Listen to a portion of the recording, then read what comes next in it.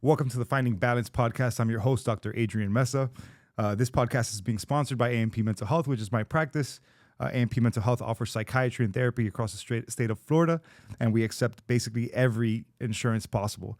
Let's put that aside and get to the intro, which is Dr. Bonci. Dr. Antonello Bonci is from Italy.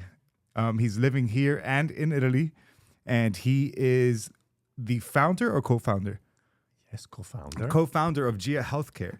And we're going to get deep into GIA and what they're offering and some of the just exceptional science that they're bringing to the community to help people who are suffering from mental health issues. So without further ado, Dr. Bonci, if you don't mind telling us a little bit about your background and just what brings you here today.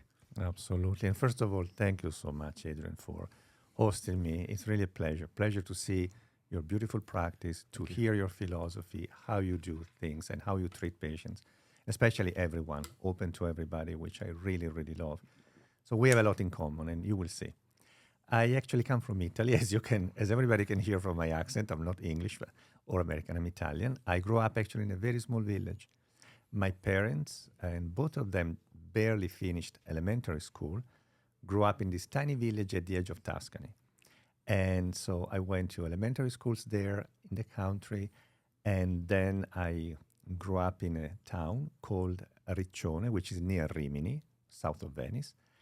And then I went to medical school after high school and Rome for 10 years or so. And after medical school and after my residency, actually during my residency, I came for the first time to the United States. And that is where everything changed. And I started basically living in the United States since 1998. And I just recently went back to spend more time in Italy because my son now goes to college in Italy. So I spent the last 25 plus years in the United States. Awesome. As you entered the medical field, did you know that you want to tap into mental health specifically, or did you have some other ideas or just you weren't sure about which direction you were going to go in? God, I've always been sure. I knew I wanted to be a physician since I was, as I remember, it was about 10, 11. I had a cousin which was in medical school who actually struggled with schizophrenia. And somehow he was the nicest guy. He just recently died, but he was the nicest person. And at some point he developed symptoms, right, at the age of 19, which is fairly typical for many people. But he used to lend me his med school books during the summer as I went to high school. And I really spent my summer in high school mostly reading books of psychiatry. I became a neurologist because when I went to medical school, I'm older than you, Italy didn't have a lot of biological psychiatry. It had a lot of psychoanalysis, was kind of behind compared to the United States. So I chose neurology because I wanted some structure, some chemistry, some anatomy that Italy at the time and psychiatry in Italy at the time didn't offer. So I always knew I wanted to be a doctor, a physician, and I always knew I wanted to work on the brain. In reality, I chose to study as a scientist dopamine, this molecule, for many, many years because dopamine, as many people may not know, is kind of the perfect chemical right between neurology and psychiatry. Because if you think of diseases such as Parkinson's disease or even memory problems and psychiatric diseases such as depression and OCD and many others, dopamine somehow, and addictions, dopamine somehow is right in between neurology and psychiatry. So I was in love with psychiatry, I became a neurologist, and I chose dopamine for my science because I wanted to stay right in between. I wanted to really decode complex behaviors. That has been my obsession since I was a baby almost. And what are the bases, the physical, chemical, electrical basis of complex behaviors? And addictions, for example, as you know, are some of the most complex behaviors we have in nature. So that's my story. That's why I became a neurologist and a neuroscientist. Tell me a little bit more about, as you're describing complex behaviors, you described addiction as one of them. Can you give me some other examples of complex behaviors that people often encounter and don't even realize them as complex behaviors? Well, probably the most common two that come to mind are both trauma. Trauma is a very complex behavior because most people that have trauma, I have and I can share it later if you like, don't even realize it. But trauma manifests itself through other symptoms. Anxiety sometimes, depression, which is another very complex behavior because there are many phases to depression. I can make an example, Adrian. Some people that struggle with depression, they don't have like a sad mood. They're simply apathetic. Just they don't want to get up from bed, for example, in the morning, or they tend to oversleep, or they feel very fatigued. But many of these people don't even realize because they don't get diagnosed that they have depression. So complex behaviors are, I want to say, behaviors in a sense that sometimes they don't manifest themselves so obviously to us. That's why the brain is such a mystery, because if I have a heart problem, I can immediately detect it. I go to a cardiologist. But, if I feel tired, exhausted for many, many weeks, and I just don't want to get up of bed, maybe I don't even know that that is happening because of I'm struggling with my job, with my relationships. So trauma, depression are, I think, two very simple examples on conditions, brain diseases that don't very overtly manifest themselves with everybody. So that's why I love neuroscience and I love to study the brain. Can you speak a little bit to how trauma relates to addiction? Absolutely. Again, I will make you practical examples for everybody that is listening to us. We have a lot of patients. We have clinics here in the US and in Italy that show up because of an addiction. Let's say addiction to alcohol, right? Very common. And these people say, yeah, I'm drinking too much, et cetera, et cetera, et cetera. So that is my problem. And I'm drinking because I am anxious. Okay, fairly typical. Then our therapists, like yours, they start digging into the history of the patient. And it turns out that, some of these patients, when they were younger or so on, they had some form of trauma. It can be psychological trauma, can be physical trauma, can be anything. But they never come to us because of the trauma. They come to us because of the symptoms. Drinking too much, feeling anxious. But the anxiety and the drinking, in many cases, they are fed by traumatic relationships, for example, with their parents. But it's never the first thing that they consciously, and I don't mean it in any way that they intentionally do it, it's never the first thing that they consciously disclose to us. They always start from, this is what I see. I'm drinking too much. I am anxious. Examples. And then when you go in reverse engineering their life, their behaviors with our therapists, like yours, then you start saying, okay, actually, when I was 12, I had a traumatic situation. When I was 15, my first boyfriend, girlfriend did this to me, et cetera, abuse or this or that or that. So trauma is everywhere, but it doesn't even have to be that complicated. When I'm going to make a personal example about trauma, Adrian. Back in 2019, like April 2019, March, I was diagnosed with colon cancer. It happened in one day, just one day after a colonoscopy, okay? Just big colon cancer. I was very lucky. I was also teaching as an adjunct professor at Johns Hopkins, so I had this phenomenal surgeon, took care of it and so on. 2 years later, a friend of mine, very smart woman, asked me, Anto, did you ever had any trauma? I said, me? No. And then something connected in my brain and said, wait a second. Actually, I went through a very tough divorce. I never heard anybody saying I went through an easy divorce. Never. But I went through a typical divorce. And again, my ex-wife is a wonderful person, but yet very traumatic for me for many reasons. I was diagnosed with colon cancer and it changed completely my life. And then I realized, wait a sec, this is the first time that my brain connects that I had trauma. And it's a typical example, okay? We can also say in general that females are way more connected with their emotions. A typical story of my patients in Italy, I have women as patients, they say, I'm here because of this. My typical male patient says, I'm here because of my wife, my girlfriend, my mother Made me come. made me come here. So that could be the male thing. There could be many other reasons. But in general, trauma sometimes is so underground. And that's that. I mean, I am a typical example of not realizing how much trauma, for example, I went through. And then I woke up and said, Anton, just connect your brain. Do you realize what trauma left to you, right? Insecurity in relationships and this and that and that. So, What do you think makes such a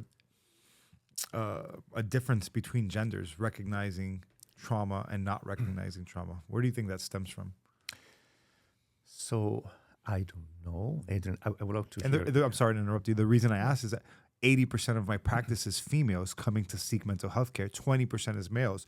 Now I can very easily tell you that what the literature shows is not that only that 80% of women suffer from mental health issues and 20% of men. That's not what the literature shows. No. But the amount of women that actually come and seek care, whether it's therapy or psychiatry, is so much more than men. The awareness. We could talk about brain anatomy. Brain anatomy, like we know that anatomical women have way more brain connections between the two hemispheres, the emotional connected hemisphere, the right brain, and the rational, the left. It could be an anatomical reason. It could be chemical. I don't know, but I share your identical experience. Mm-hmm. Females are way more aware of their emotions and able to give words to their emotions. It could be brain anatomy and brain chemistry. I don't know. If we knew that, if we figured it out, we would win the Nobel Prize. I agree. Do you feel that this alters outcomes after treatment? So do we see the same outcomes in men and women across the board? That's a great question. I don't know if there are studies on that. It's a very smart question, Adrian. I've never looked on studies that have figured it out. When it comes to brain stimulation, we'll talk about it later. Mm-hmm. I can tell you, like after 6,000+ patients, we haven't seen anything obvious, like obviously female recover faster or do better in the long term than men. But again, it doesn't mean anything. I don't know. Okay. That's a great question. We got to check PubMed. There you go. Whether there's anything on that. I agree. Yeah, because I'm just curious, because if so many more women are just have the belief, right? The belief in the treatment to begin with. They're not forced by their significant other. True. And they're volunteering to come in themselves versus being voluntold, right? To come in. It's a little bit different. Yes. So let's talk a little bit about GIA Healthcare and what you all are doing and what differentiates you from other TMS centers. So GIA Healthcare was actually created back in 2019 around the technology. So it's an anomaly in the healthcare business in general, because as I mentioned before, I come from the science planet. I used to be, back when I left UCSF, San Francisco, I was a faculty there. I was a professor in 2010 for many years, and I did lots of research on alcohol, stress, and cocaine and how they change long-term our brain activity. It's called how these drugs or stress can produce brain plasticity. And brain plasticity means creating new brain connections, new brain chemicals, and brain activities changed not just for a few milliseconds, as our brain usually communicates, but for days or years. So as a neuroscientist, after UCSF and doing lots of studies, I was called to be the scientific director at NIDA, which is at the NIH, the National Institute on Drug Abuse. So I did also lots of research there, giant laboratory, amazing students and postdocs. And when I was at the NIH, back in 2013, my group made a discovery, scientific discovery, which was published in a magazine called Nature. This discovery basically created the rationale and the science on why to use brain stimulation in what I call an orphan addiction, cocaine addiction. And we basically showed that. I'm sorry, why did you call it an orphan addiction? I call it orphan. It's a stretch, but orphan because there is no medication. So beside therapy, which is absolutely phenomenally useful in every patient with addictions, from a medical point of view, as a medical doctor, we know that we have no medications for cocaine. So I wanted to create a treatment. That's important for people to take note of. Yes. So we know that there are no, at least you and I know that there are no specific drugs that are used for detoxing or for getting off of stimulant medications, correct? We do have drugs that target alcohol addiction, opioid addiction. Yes. So I guess the first question is, why is this so, right? And the next question is, what are some solutions that you've come up with? Why is this so? God, we have tried as neuroscientists many medications. We know that cocaine or amphetamines, for example, stimulants, which they both work in different ways to increase dopamine in our brain, have been targeted to try to find medications to help with cravings for them and so on and the addiction. But all medications based around the mechanism of action of amphetamines or cocaine, for example, let's say to target dopamine receptors, they have failed. So we don't know. We don't know why. And there is a lot of research and beautiful research on the mechanisms of action of cocaine and stimulants such as amphetamine, methamphetamine, but somehow every attempt to find medication so far have failed, and there have been many. Our approach at the end was very different. Let's not look for a medication. We took a very different angle, and first of all, we wanted to see what we could do from the angle of electrophysiology. Electrophysiology is the science that studies brain activity. Our brain, in a sense, oversimplifying, is like a heart, works with electricity. You can see an EKG and you can see an EEG. The concept is that we have brain waves that can change in frequency when we are asleep, when we are awake, when we concentrate, when we rest, and so on. And we knew that patients with cocaine addiction have certain parts of their brain, talking about the frontal cortex, which is the most intriguing brain region of our body. We need to dig into that. Our frontal cortex, when we are addicted to cocaine, has parts of it that are hypoactive, less active in terms of electrical activity than in controls. So in our study, the one that changed everything, first of all, we demonstrated in rats that when we expose them for months to cocaine and they become compulsively addicted to cocaine, their brain activity in the frontal cortex goes way down. Can you explain briefly, and I'm sorry to interrupt you again, okay. but I just want the listeners to really understand what it is that you're talking about. When you talk about the frontal cortex and you talk about what effects does that have on behavior, on just day-to-day activities, because we know that it's quote unquote executive functioning, right? But what does that mean to an individual? I'll make you the simplest example. The frontal cortex has been talked and studied for somehow the last 2,500 years. From a pure philosophical point of view, like from Homer in Greece to Descartes and everybody else in front, we always talk about, are we free? Are we free to make our own decisions? Or is destiny or something else making decisions for us? That started with the Odyssey, right? Many years, 2,500 years ago. So the frontal cortex, to make it very simple for everybody listening to us, is the brain region that makes every decision for you. Everything you decide 1,000 times per day depends on your frontal cortex. Do I decide to come here, Adrian, or do I decide to stop by at the bar next door, get a glass of wine, just because it's okay if I don't show up in time and I show up here drunk, right? Every decision we make. Do I go to work? Do I stay in bed? Do I beat up this person or do I behave? Our frontal cortex, at the end of the day, helps in planning every action, but makes the decision. And the most intelligent diseases, addictions, in ways that we do not fully understand, all of them, they change activity somehow in our decision-making control center, the frontal cortex. Because if I decide that gambling my salary, we also treat pathological gambling with TMS, after a couple of days that I received it is perfectly okay, I think that I am making that decision, right? My family wouldn't agree, but is my frontal cortex not functioning properly that is making that decision for me.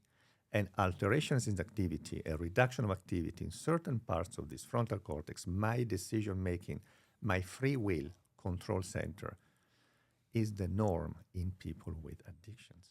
And what we did in this very simple study with rats, first of all, we wanted to see whether cocaine, like in humans, was reducing activity in the frontal cortex of rats. But what we could do in rats that we couldn't do in humans, we used a very sophisticated technology invented at Stanford back in 2004, 20 years ago, by a friend of mine, Carl Dasseroth, which is a professor there and one of the smartest neuroscientists that actually has ever existed. And Carl, together with a few other neuroscientists, created this technology that can reactivate, by using a fiber optic, the frontal cortex of rats via remote control, so that we could restore, like as if we had an internal pacemaker, normal brain activity in the rats that were addicted to cocaine. And within a few minutes, even if these rats took cocaine for months, they would lose interest. They didn't self-administrate cocaine anymore. So with this study, very simple study in rodents, actually took 5 years and 7 days a week of work from a big team. But with this study, we demonstrated if we return on this frontal cortex, then we may be able to reduce interest in cocaine. And so we started clinical trials back in 2014, 2015, and we started from the most difficult patients, patients with repeated suicide attempts, patients that went into every possible rehab you can imagine with cocaine addictions and the primary diagnosis. And one by one, even in the very early studies where we administered TMS only for 4 weeks, 70% of these patients, urine drug test negative, and they said, actually, more than 70% of them back at the time, I don't crave cocaine anymore. I don't want it anymore. Why was I using it? I don't dream about it anymore. And if I see other people snorting cocaine or taking cocaine, it doesn't touch me anymore. Now, very important, all these patients had a psychotherapist and a guardian angel at home, a relative, somebody. So we really surrounded these patients. This is a very important point to how and why we take patients completely in a really holistic way, as opposed to let's just do TMS, let's take care of cravings and everything's going to be fine. No. But these patients basically, now it's been almost 10 years, half of them, they say that they're still absolutely sober and fine. So it's a long-term effect. And rebalancing this brain activity in the frontal cortex re-enables people to make their own decisions and not what the addiction, for example, is telling them to do. Now, there is another very cool angle about TMS. TMS, Transcranial Magnetic Stimulation, is not a new technology. Now, we are all... Transcranial Magnetic Stimulation. I know it rolls off of your tongue because you talk about it probably so often. I'm going to pause real quick. You mentioned that with the rats, you would stimulate the frontal cortex with fiber optics, correct? Yes. With a fiber optic stimulator. Now, how long? And they was able to shut down their cravings for cocaine. They simply wouldn't self-administer anymore. Okay. So how long did that last after being stimulated? They just stopped. Stopped completely. They stopped completely. Like never again. They went from on the average, an 80% reduction, because of course we clustered all the rats, but the point was the effect was gigantic.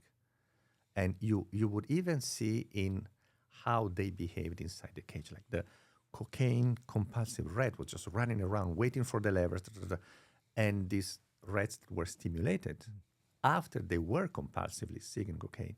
Once we started the stimulation, they would just kind of chill out, look around in their cage and look at the levers and just ignore them. So it was incredible to see how quickly and how cool they became, as opposed to, okay, I'm just waiting for this cocaine, and it was incredible. But again, it's only a rat, right? We cannot measure how a rat feels. We can only say, hey, there is a logic now to do a clinical trial, and we did a pilot clinical trial, then other clinical trials, and actually, in Europe in 2021, this TMS approach for addictions received the European Community Mark of Approval. So now it's history, and it's great history because we have officially, at least in Europe, a neurobiological treatment for cocaine and for other addictions that don't have treatments. But it's incredible also another thing, Adrian, that these patients on average had 16.8 years of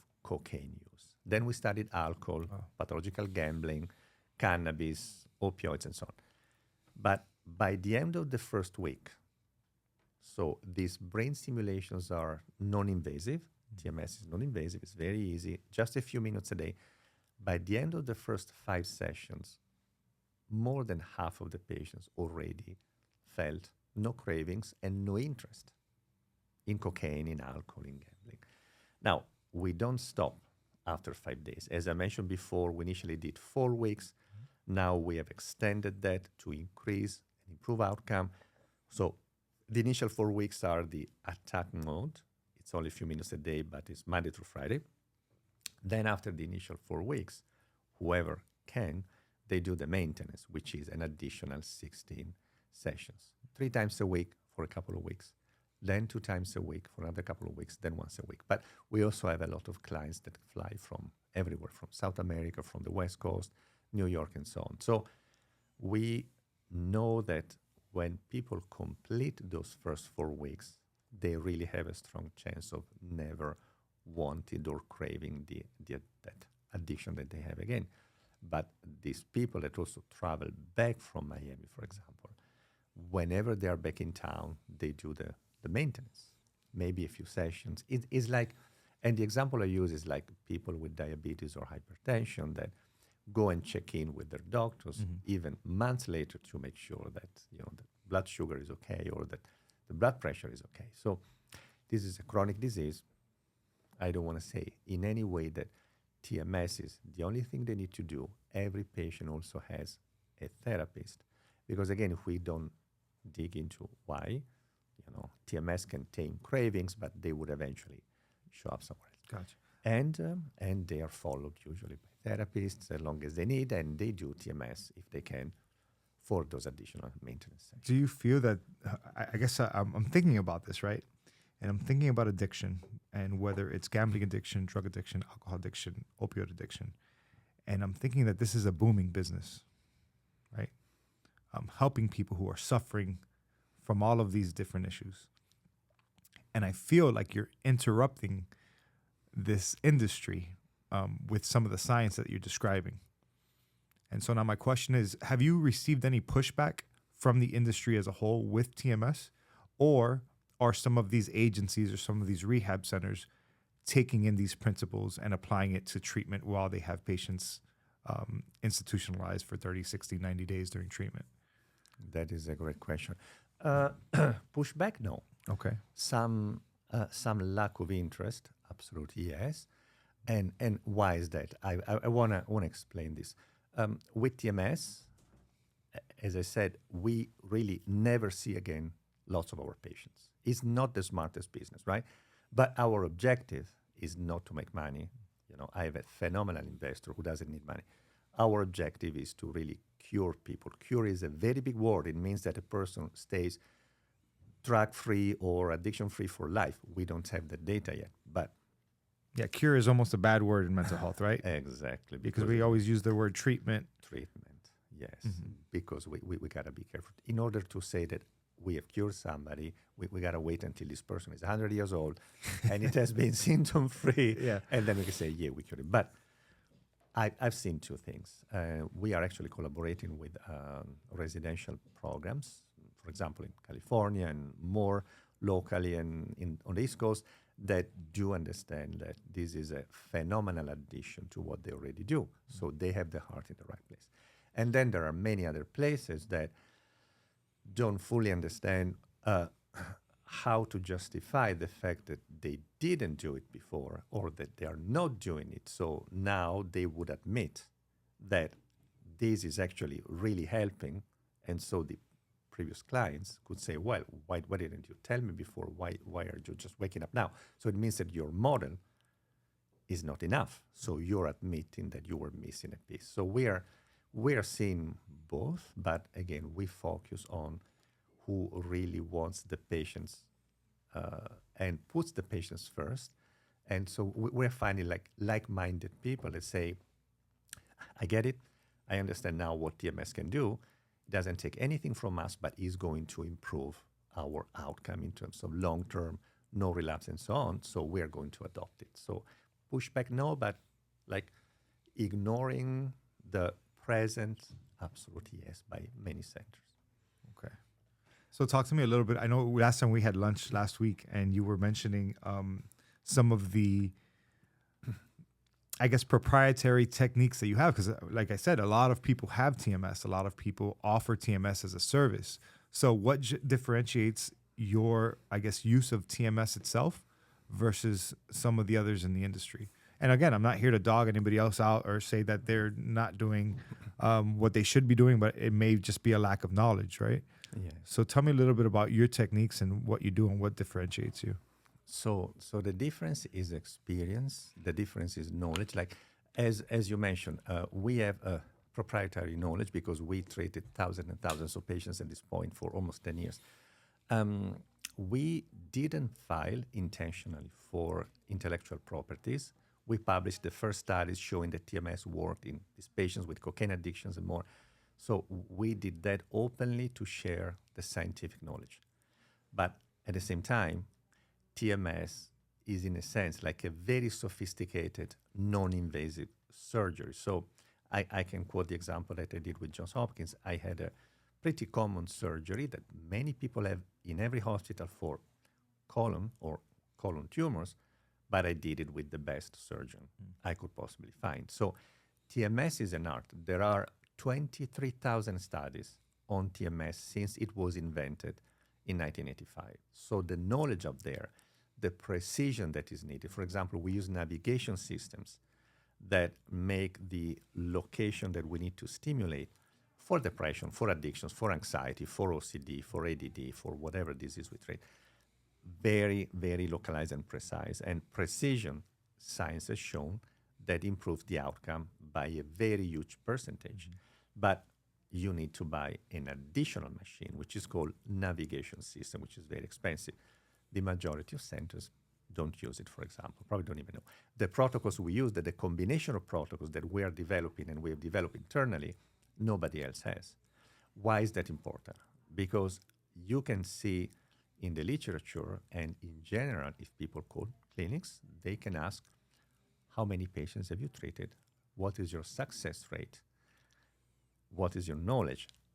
What do you have experience on this disease and that? And we are basically at 90% success, which is very similar to, for example, Stanford University for depression, which is a phenomenal place. And so TMS is all about your personnel, how you train them, knowledge. Another example, you can get a certification as a technician on TMS in a day. And then technically, a clinic could put a technician with 1 day of experience to do TMS. It's perfectly legal. Our technicians have to go through an internal program. We call it the TMS Mastery Program that we have created for our own personnel. And not everybody can do TMS in our clinics.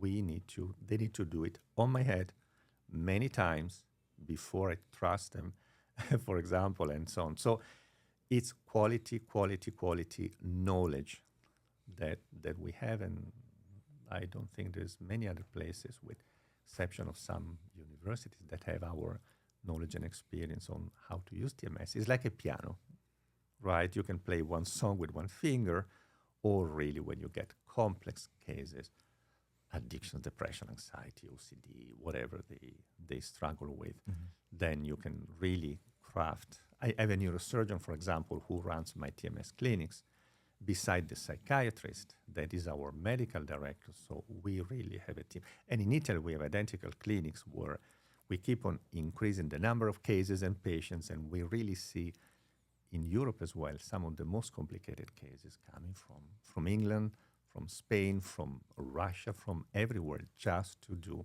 TMS with us. So it's all about knowledge at the end, Adrian, as you know. Why do you feel that we are opting to continue to use, for instance, mm, treating a patient with a gambling addiction, and we go to antipsychotics to reduce impulsivity, and we go to all these other medications to reduce the symptoms, right? But then we also know the amount of side effects that are involved with each one of these medications that we're using on the patient, whether it's lethargy, weight gain, um, hyperlipidemia, metabolic syndrome in general. Um, why are we hesitating to go to TMS? I believe that it's a matter of cost, and it's a very good reason for a lot of people to not do TMS, unfortunately, because insurances now they're getting more lenient when it comes to uh, approving TMS for depression. Back in the days, you had to use 4 antidepressants at maximum doses before certain insurances would approve you for TMS, which is honestly in Italy where I prescribe medication. I've never prescribed an For- antidepressant for maximum dose, never to any of my patients. But so TMS is not approved by insurances or covered for addictions, for example. So, and the cost is a few $100 per day. So there is a cost problem, and insurances are not covering it. But there was also a recent study by the head of TMS at UCLA, Andy Luther, and Colin Hallon, who runs research and development for one of the major TMS companies, a beautiful study showing that in the long term, cost and benefit would swing way toward TMS if insurances and governments would invest on offering TMS to everybody. It's just that right now nobody wants to fight this political fight. And don't get me wrong, we try to diffuse the knowledge about TMS for free all the time. I mean, any patient can call us and say, hey, can you teach me for an hour what TMS is? I do it personally, my team does it, and it's always free because knowledge should be free for everybody. But then a lot of people, which I do understand, when they hear, you know, 4, 5, 6,000 bucks or more, they say, look, I would love to do it, but I cannot afford it. So we need to find eventually a way to make insurances see that they would save money in the long run if they let everybody have access to TMS. So right now, as we speak, the amount of insurance companies, private insurance companies that actually cover for TMS, are there any? Yes, but only for depression, maybe for OCD, maybe for smoking cessation, because they are now approved, these 3 by the FDA, not for anything else. But you mentioned to me earlier that there's a 50% lifetime success rate and a 90%, I guess, short-term success rate, if you want to differentiate those numbers. But Yes. you're seeing huge success. Yes. So again, why is there resistance is the better question, right? I And believe I know you probably don't have the answer to the why, but I'm just curious, you know? I believe it's just that, you know, if you are the person that runs the numbers for an insurance and you know that you can pay a few pennies for, you know, the medications you mentioned, as opposed to investing thousands of dollars up front, who wants to be that person that takes the financial risk to say, hey, I'm just going to bring TMS to everyone? So I believe it's really a matter of just money and not somebody having enough skin in this game to say, I really want to make sure my legacy is going to be as a politician, as the head of insurance X, that everybody for depression, for anxiety, for OCD, for addictions, ADD, it's another thing where TMS works beautifully. I am going to be the one that leaves this legacy that now TMS is available to everybody. Probably that is the issue. Now, also the TMS companies, there is a few, they're all fairly small. They're like dwarfs compared to big pharma. So they do a great job in trying to say, hey, look, TMS works on this, and it. But then, you know, they're not as strong as, you know, convincing the FDA that, you know, there is enough data to be approved. I don't know. It could be a mix of things, but we need a champion, very politically strong to convince many faces, politics, insurance that, you know, TMS is the way to go. And look, VA hospitals, I can make examples, 26 of them do have TMS machines, and they use them for soldiers, for veterans. So it's not, again, like a new technology. It's almost 40 years old. We know everything about the side effects of TMS. The most common side effects, again, if you are a clinic that knows what they're doing, it can be 5 to 7% of people a headache, maybe a little bit of discomfort in the area, which is like an electric, like a AAA battery tapping on your forehead. It's not painful usually. So some people feel dizzy a little bit because TMS also increases brain oxygenation, brain blood flow, but those are the side effects. There are studies on pregnant women that TMS is super safe for the woman and for the fetus, and it's safe. So older people, children with autism, there are studies down to the age of 10, 11, and in Italy, we have treated in my clinics, they were telling me the other day, kids with very severe autism down to the age of 11. Families are super happy because medications, as you know, are not like a typical option, and the kids are doing better with their anxiety, with their OCD, with their depression, with their emotional interactions. So it's really, I do TMS. My son does TMS. We do it on our heads. So it's not that, sure, go do TMS and I'm going to hide behind this lead wall of 10 feet and good luck. We do TMS on our heads all the time. And it's wonderful. I guess what drove you to using TMS for yourself? Was it just simply curiosity, or were you suffering from certain symptoms of depression? Or I suffer from insomnia since I was a child, and I'm an anxious person by nature. That's probably why I achieve a lot of things. I'm anxious by nature, but insomnia, and I use TMS, and just incredible. I mean, it really increased the good parts of my sleep, like it doubled it, like the REM sleep, the deep sleep, and I have the data, to prove, because I'm a scientist, so I checked how I was doing before and after. I mean, it's phenomenal, even from that point of view, for insomnia. Long COVID, I mean, people that have long COVID and low energy. I had, like many patients after cancer surgery, moments of very low energy.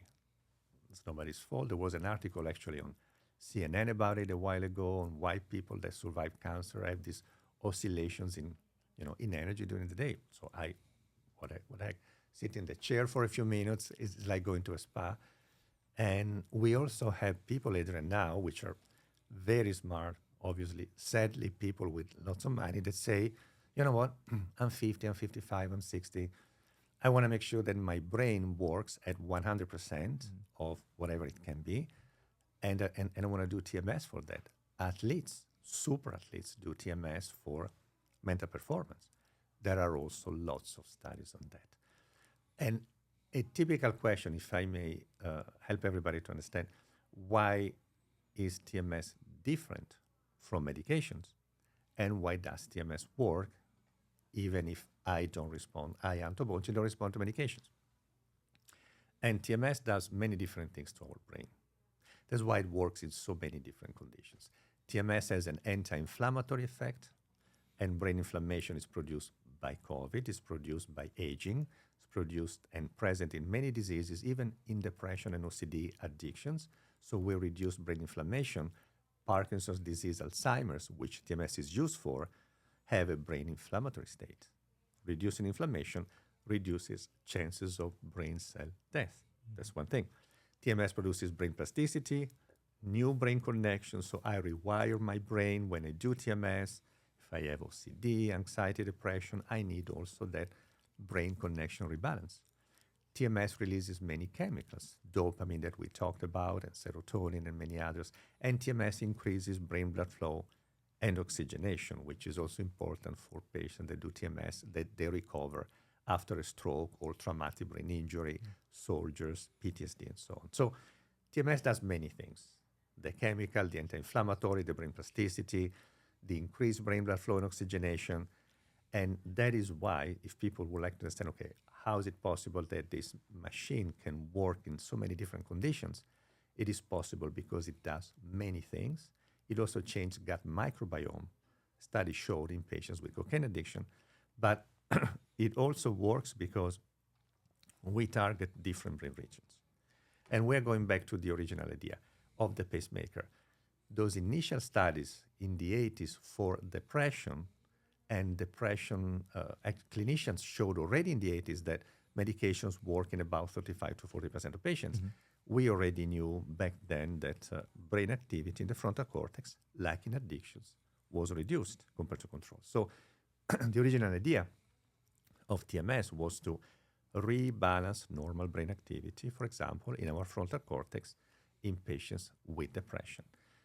Patients with anxiety, OCD, ADD, they have the opposite, an increased brain activity in another brain region, for example, called supplementary motor area. But TMS can work like a bidirectional pacemaker, meaning it can also slow down excessive brain activity. So we basically tend to rebalance with TMS, whatever is the condition, the brain activity and the brain chemistry. And as a consequence, the symptoms, they go down or they disappear in 90% of the patients, which is very important. Huge. Are there any head-to-head studies that challenge the difference between, let's say, ADHD medications or stimulants versus TMS in the treatment of ADHD? That's a good question. I don't know. I gotta check. And the reason I'm asking is because just the number of people who are immediately going to stimulant medications, and they see obviously they see a response right away. I take a stimulant medication. 30 minutes later, I'm locked in. I feel more productive. I'm engaged. I stay focused. I work longer. So it feels to many people like they describe as a miracle drug. And so I'm just curious, do you see those immediate effects with TMS after treatment or after a round of treatments? Yes, we have seen. So the easiest to see an effect are anxiety and insomnia. Okay. It can be a day from 1 day to 2, 3 days. Probably initially we also have a placebo effect.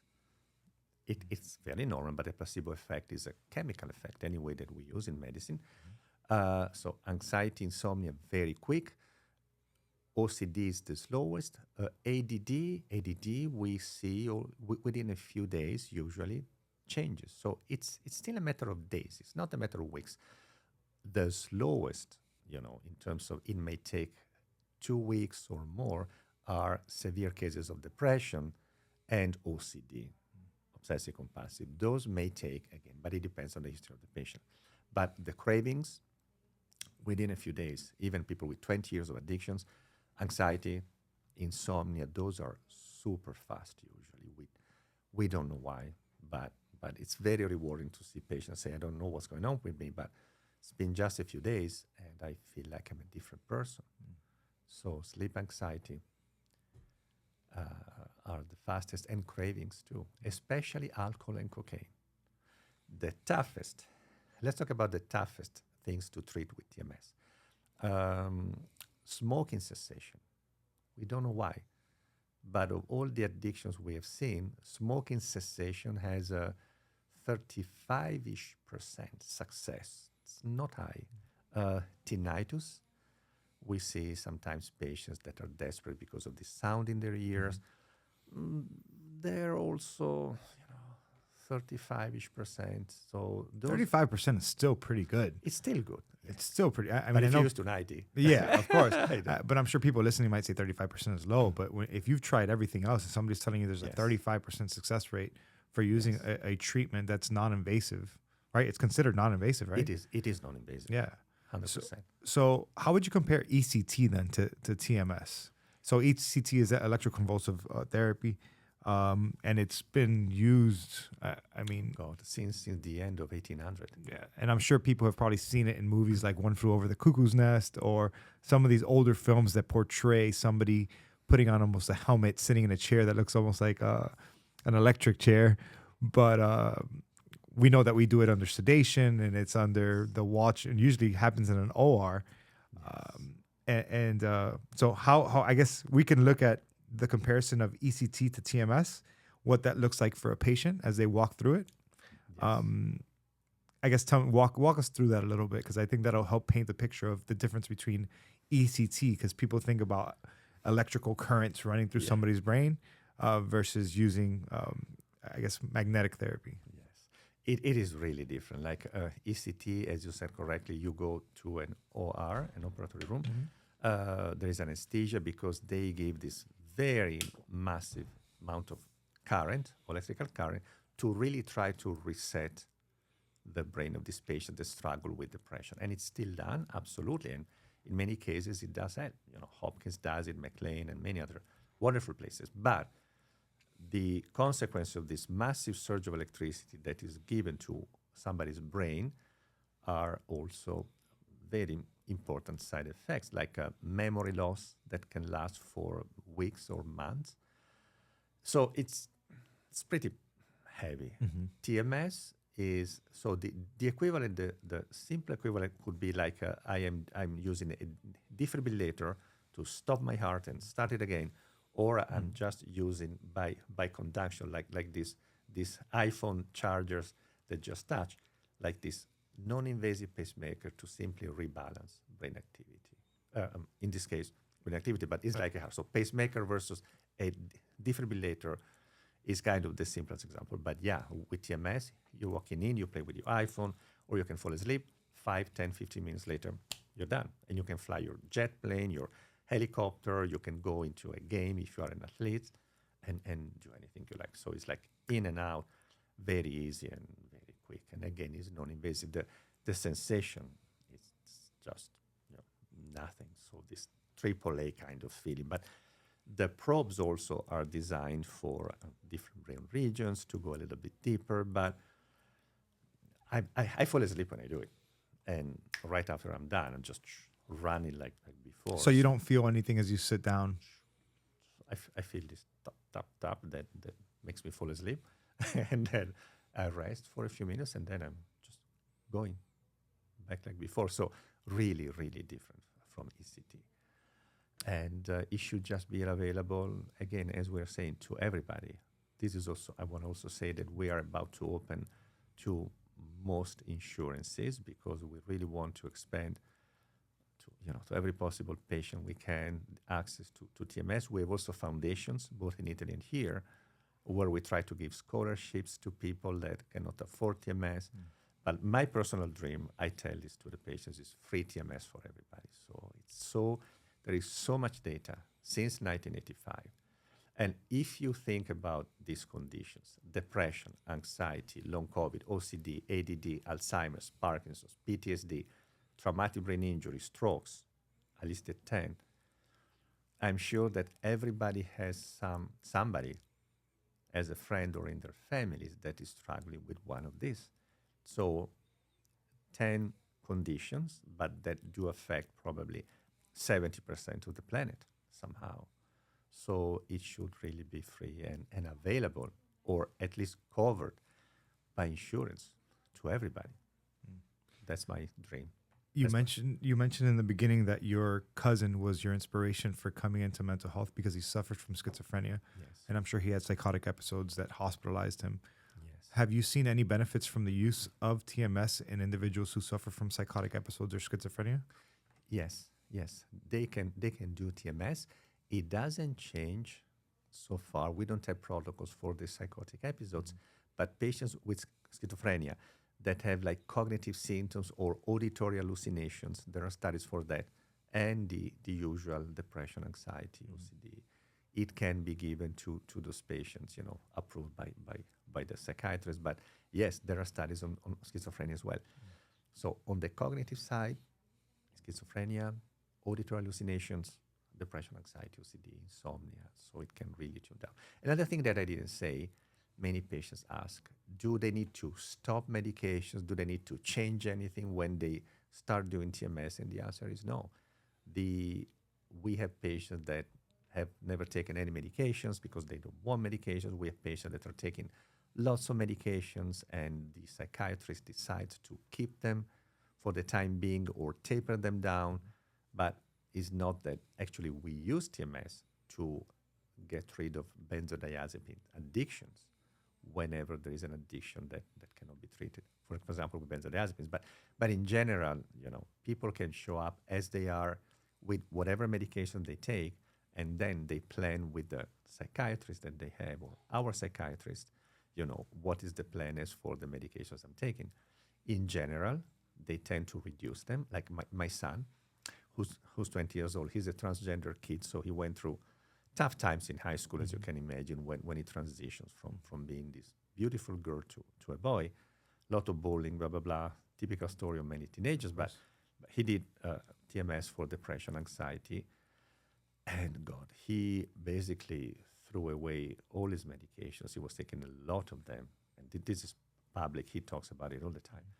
Like in 5 weeks, he was taking 300 milligrams of Wellbutrin and 200 milligrams of Zoloft because of his psychiatry up in Maryland, decided so. And when he decided to do TMS, finally, 5 weeks done with his medications, and he's also a different person. Wow. My ex-wife as well says, I've never seen blue. His name was Bianca, and I was blue. Okay. I've never seen blue this way. It's not just like you're taking antidepressants. It's more, it's different. His joy, actually, he took a test today, just aced it. And again, anxiety is gone, depression is gone. And he's got a girlfriend. Awesome. Yeah. So at what point should a patient begin to seek TMS versus using antidepressants or medications for anxiety, any anxiolytics? That's very personal, Adrian. You know, we have people that say, you know what, I'm very happy with these medications. If you think about it, takes me a second. It's a penny. And then we have people that say, I just don't feel that I am myself. I don't feel like I am the person that I can be. I don't feel I'm living to my full potential because of my depression, because of my anxiety, because of my insomnia. And then they decide. So it's always them that do research, they study. We have a huge mix of, but there's not a rule, you know, because if I'm happy, just spending 1 second a day and taking this thing, and I don't have any side effects, you know what? God bless. But usually these are people that are not convinced that they're living at 100% of their potential. So they come and say, hey, do explain me what TMS could do for me. I'm taking these medications, or I don't want to take any medications, blah, blah, blah.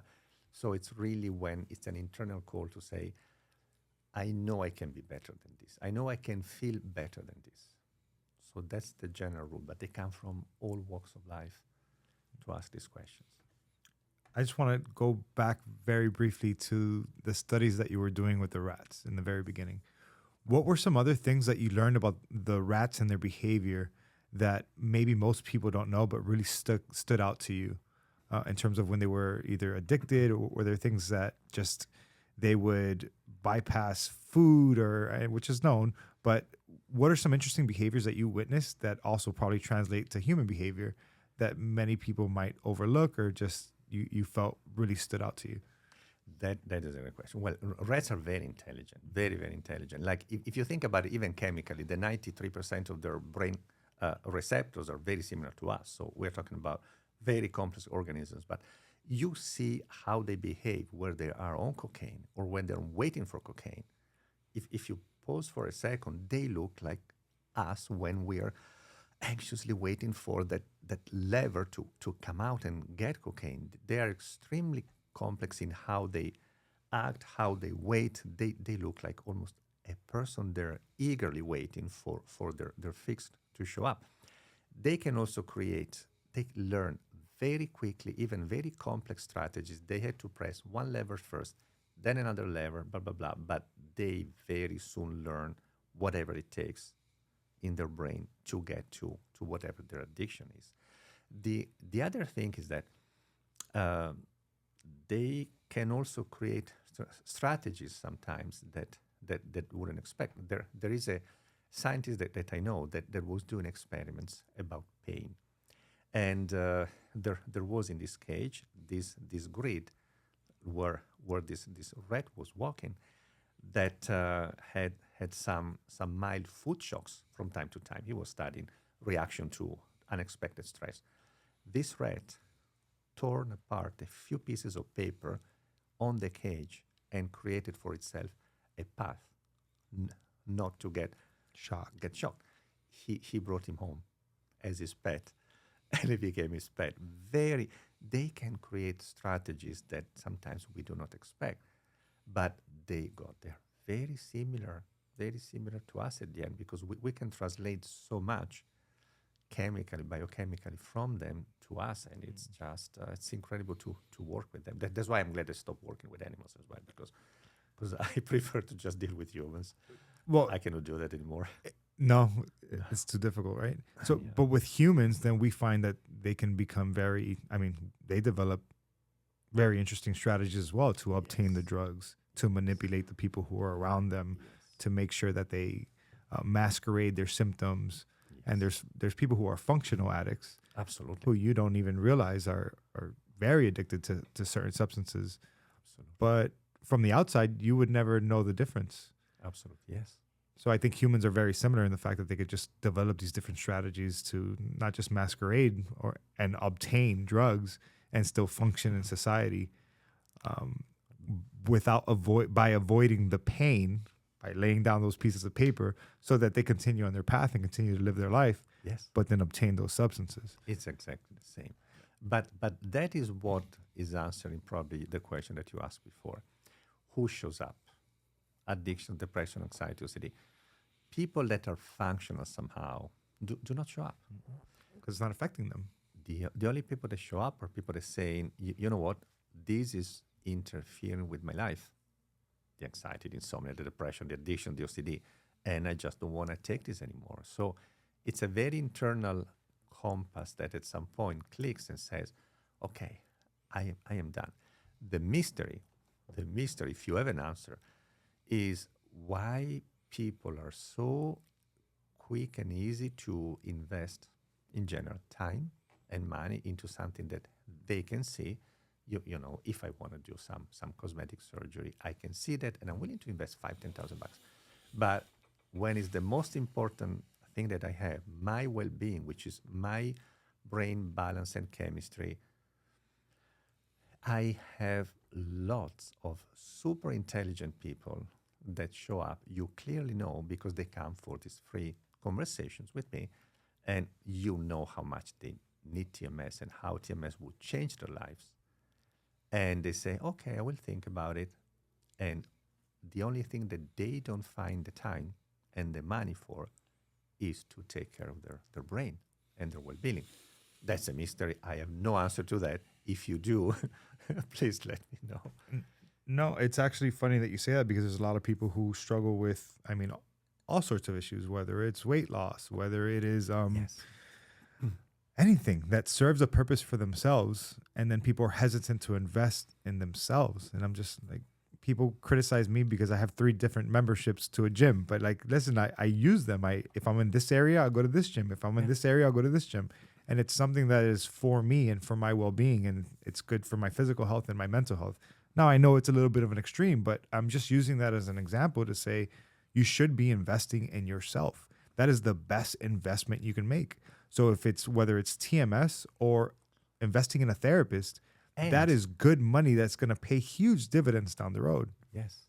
And it should be always end. So a typical question is, well, you are addicted to yoga, because I go to yoga every night whenever I can. If I don't go, I'm kind of sad because I'm busy. But the point is, people confuse also what is an addiction, right? An addiction is something that takes you away from your life and really screws it up somehow and interferes with it. You going to a gym, me going at 6:30 p.m. to a yoga class, as much as I love it, it doesn't interfere with my life. It's not that all day I'm thinking about yoga. I don't care until 6:25, and then I enter the class and I relax for an hour as you go to the gym. It keeps you would say the opposite, keeps you balanced and happy. But a definition of an addiction is it's an addiction when it does interfere with your life. Whatever it is, video games, food, sex, anything. It doesn't have to be a chemical addiction, but when your life gets turned and it does interfere with your relationships, with your family, with your job, then it could be the most innocuous thing, but that becomes an addiction. Passions can be called by some people, you love UFC, you love the gym. Is not an addiction because you do it to keep yourself happy and distracted whenever you like. I go to yoga, I play my cello, I ride my motorcycle and bike, but it's not that I want to do it all day. I wouldn't. After an hour, I'm tired and I just want to go back to the rest. So this is also very important for people. Addictions are not our passions. it's a very different story. Addiction is, it changes, it ruins your life, or it takes you away from what the most important things of your life are, which is a very different story. Yeah, I can. And that's a great just description and explanation of what an addiction is, because so many of the things that we're talking about, yoga, exercise, like let's say if you're a painter or photographer, whatever the case is, these are things that are contributing to your life. And then you could also, enrich other people around you by bringing them in. Now, if I bring other people into my addiction, I'm destroying them. I'm breaking them down. Correct. So It's a very important point. Yeah, absolutely. Dr. Bonci, is there anything that we've left out that you feel is any studies that just stand out in your mind that you want to mention, or anything at all, just before we wrap up? The one thing I want to mention, because I didn't do it in the beginning, and it's very important for people, I never want to give, even when I give lectures, I'm giving another one next week in Chicago, I never want to give the impression that life was easy for me. I never want to give the impression to students or to anybody who's listening, wow, you know what, yeah, he's lucky because blah, blah, blah, he studied. I worked my butt off my entire life. I wasn't the smartest. I wasn't the best student ever in school. I play cello. I suck. I bike. I'm terrible. I go 2 miles an hour. I don't do anything better than anybody. I'm not talented at anything. I love music, but I'm not talented. I love medicine. I wasn't the best student. I just studied hard and I struggled. My life wasn't easy. I went through a divorce like many people who was traumatic. I had this cancer thing that showed up randomly with a blood test. Life is very, very, I made a lot of stupid decisions like everybody. But you know what? Head down. We keep on going, and it's the same for anybody who's struggling right now and with anything, with addictions, with depression. Nobody's perfect, but we need to just be kind enough to ourselves and to the people that we love to say, hey, I, Anto, have a problem, and I got to do something about it. That's all it takes. Nobody's perfect. Nobody's coming from up there in their pedestal and high horse and say, wow, this was easy. Nothing is easy for, at least it wasn't easy for me. I started as a child. It was horrible in elementary school and middle school. Everybody was laughing at me. So, and I kept on going. So we are humans. We struggle. I did poor decisions, lots of mistakes, and I try to fix them. And I just keep on going. So that's my message. We are all in the same boat. That is beautiful, man. Oh, because true. I got goosebumps because Thank you, that's all I preach is like everybody wants somebody from the clouds to hand them down this golden ticket, and it doesn't exist. And you have to bust your ass. You have to overcome adversity. You're gonna have interpersonal issues. There might be a breakup. There might be a divorce. There might be a death. There might be disease. There might be all of these different things that impact you because it's part of the human experience. And you have to learn that this is going to happen to you or somebody very close to you. But you can overcome. That's it. That's all we've got. Mistakes, we do them. Deciding that, okay, let's just pick myself up and I'll start again and again. And that's all we can do. So we're all the same. Beautiful. Thank Dr. you, Bonci, man. what a pleasure. Thank you you. so much for coming on here. Thank you. It's an honor to be here with you. This podcast gives me the privilege to sit across from brilliant people. It's just, it's so cool. And I don't care if 20 people listen to this. This is what I want to tell. Actually, this is my message to a lot of people out there, is that people often judge these podcasts based on how many viewers they have. Guys, if you want to go out there and create a podcast of your own, realize that first you have to have a love and a passion for it. And if you want to sit across from very interesting people or whoever you feel that you want to sit across from, it could be your parents, your family member, and you just want to have that conversation and engage with them and spend an hour or two of your time to invest in another human, it's going to reward you tenfold. Don't worry about the viewers. Don't worry about the likes. Don't worry about the comments. Know that you're feeding your soul and you will touch somebody's life. This is free. This is free. Thank you, guys. Pleasure. Thank you again. It's an honor. Thank you. Cut this off. Thank you so much, Dr. Bonci. This was great. I loved it.